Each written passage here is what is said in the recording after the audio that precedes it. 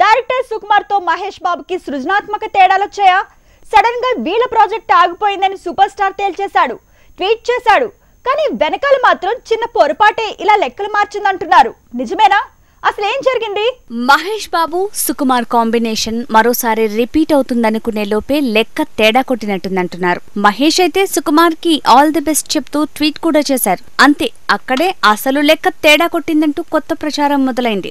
నిజానికి జూన్ నుంచే సుకుమార్ మేకింగ్ లో మహేష్ బాబు మూవీ మొదలవుతుందన్నారు. కానీ కథ విషయంలో ప్రిన్స్ సంతృప్తిగా లేకపోవటం, ఆ కథ బన్నీకి నచ్చిందని అల్లు అరవింద్ నమ్రతను కలవటం జరిగిపోయిందన్నారు. అయితే అనిల్ రావిపూడి మూవీతో పాటు సుకుమార్ తో కూడా మహేష్ మూవీ చేస్తున్నాడని తను చెప్పడం, ఇంతలో బన్నీ పిఆర్ టీమ్ సుకుమార్ తో సినిమాను కన్ఫర్మ్ చేయడంతో మహేష్ బాబు తన అసంతృప్తిని ట్వీట్ రూపంలో బయటపెట్టాడు అంటున్నారు. సుకుమార్ తో మహేష్ బాబుకి కథ విషయంలోనే క్రియేటివ్ డిఫరెన్సెస్ వచ్చాయని తెలుస్తోంది. గతంలో ఎవరి మధ్య క్రియేటివ్ డిఫరెన్స్ వచ్చినా వాళ్ల మధ్య పర్మనెంట్ గా దూరం పెరిగింది.